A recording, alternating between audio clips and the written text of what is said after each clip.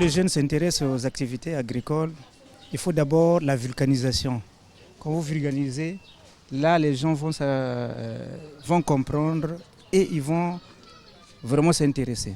Si vous ne faites pas vraiment je peux dire que vous ne faites pas passer, oui, la vulgarisation, vous n'allez pas avoir les gens pour s'y intégrer. Donc il faut toutefois expliquer aux jeunes, donner des exemples et aussi investir. Là par exemple moi, j'ai fait un investissement sur l'élevage des bovins. J'ai demandé un crédit, mais malheureusement le crédit n'a pas été accordé. D'autant plus que j'ai un parc. Je suis arrivé au ministère de l'élevage et de l'agriculture. J'y arrive, j'ai fourni le dossier. Malheureusement, je n'étais pas satisfait. Ils m'ont pas. Donc c'est ça également qui se passe sur le point agricole. Nous avons tous les atouts. Il va falloir, pour que cela soit saillant, faire de sorte que nous puissions organiser peut-être des groupements agricoles. Nous avons un espace, 342 000 km² non exploité. L'exploitation de cette superficie-là nécessite la main-d'œuvre. Faire de sorte que nous puissions recruter les jeunes, les utiliser, les employer dans le travail agricole, mettre à leur disposition des machines agricoles, de la sémence. Voilà comment nous arriverons à sortir de la médiocrité et de tout ce que nous constatons aujourd'hui dans les grandes villes du Congo. Lorsqu'on parle de l'ensemble de l'agriculture ou de l'élevage, moi je pense que c'est une bonne idée.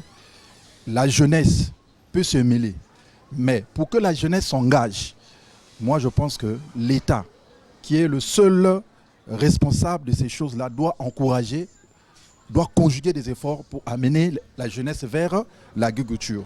En quoi faisant? Il faut aller à la base. Et c'est un peu de regarder les jeunes qui se sont lancés dans ce domaine-là, qui ont déjà fait des prouesses, qui ont un pas dans ce domaine.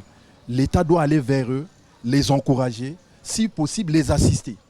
Et s'il y a lieu de créer des microfinances pour aider les jeunes, et vous verrez que même ceux qui sont en ville, ils vont voir que moi, non mais un tel que j'ai connu, il est au village, mais il a pu acheter un moyen, il a pu construire, il a pu faire ceci, et les jeunes vont se donner. Et les jeunes vont se donner, ils disent non mais l'agriculture, ça encourage, l'agriculture, c'est une source qu'on appelle non seulement de bénédiction, mais de progrès, et la jeunesse, petit à petit, nous allons descendre vers la base pour faire l'agriculture. Je prends un exemple simple. Aujourd'hui, les gens se sont intéressés dans le football parce que les gens ont compris que le football, ça dégénère beaucoup d'argent. Les gens se sont intéressés à la politique parce qu'ils savent que, bon, moi, pour aller assister, on va me donner un petit 2000. Mais on peut aussi se comporter de la même manière. Il faut assister, c'est à l'État d'encourager, de faire des progrès, et afin que nous tous, nous puissions descendre soit dans nos villages, soit pour embellir un peu ce domaine-là. Parce que c'est une femme qu'on doit embellir. Mais pour l'embellir, ça demande des moyens. D'emblée de jeu, j'aimerais tout simplement évoquer plusieurs points. Il y a plusieurs facteurs. Vous savez, nous sommes dans un pays agricole. Et le pays agricole veut dire tout simplement que nous avons une superficie très importante, cultivable, mais non cultivée. Ce qui veut dire que l'espace traîne. Mais comme l'espace traîne, il faudrait bien voir maintenant comment centraliser maintenant les choses. Et pour centraliser les choses, il faut maintenant voir maintenant les priorités. On peut parler effectivement de certains produits que nous pouvons produire dans notre pays, mais qui malheureusement, ces produits-là ne sont pas vulgarisés. Donc il y a un problème de vulgarisation. Plus vous vulgarisez les produits, plus les gens peuvent s'intéresser sur ça. Maintenant, en ce qui concerne la force productive, parce que là, quand je parle de l'activité productive, il faut qu'il y ait une force. Et quand il y a une force productive, il faut qu'il y ait les moyens de production. Donc il y a trois facteurs. Le facteur humain, facteur financier et facteur productif. Alors, quel est le premier point qu'il faut maintenant? Il faut intéresser les jeunes. Pour intéresser les jeunes, il faut maintenant effectivement voir la vulgarisation d'abord. est-ce que le pouvoir public fait quel effort pour intéresser les jeunes à l'agriculture? Quelqu'un peut avoir les idées de faire l'agriculture.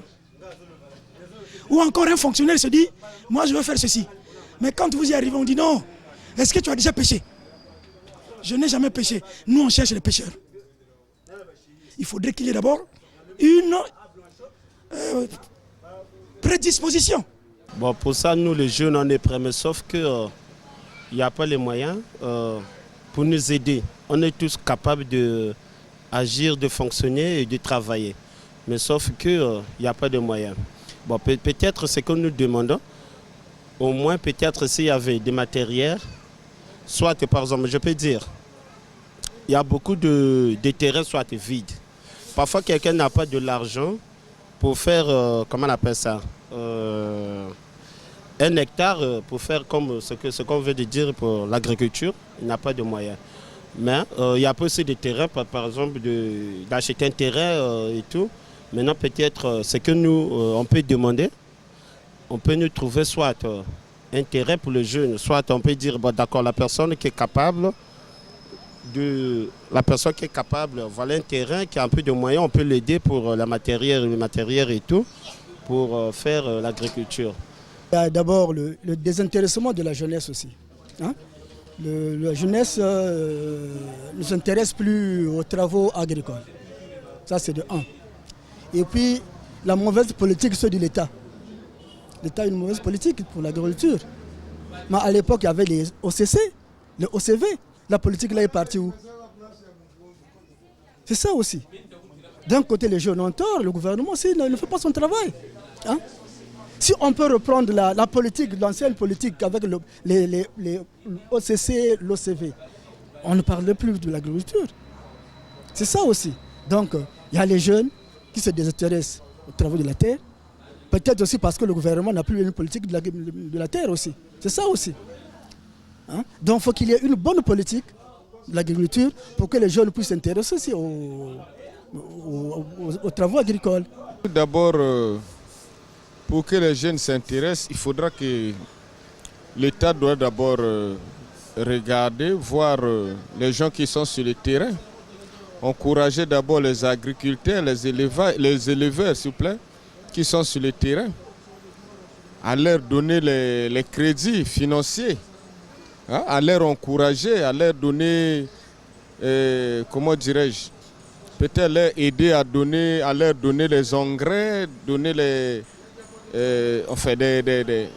matériels favorables pour qu'ils puissent leur encourager, quoi. Je crois que quand vous me posez cette question-là, je crois que les jeunes, d'abord ils sont intéressés à l'agriculture. Quand je prends l'exemple dans les villages, nous avons des jeunes qui sont intéressés.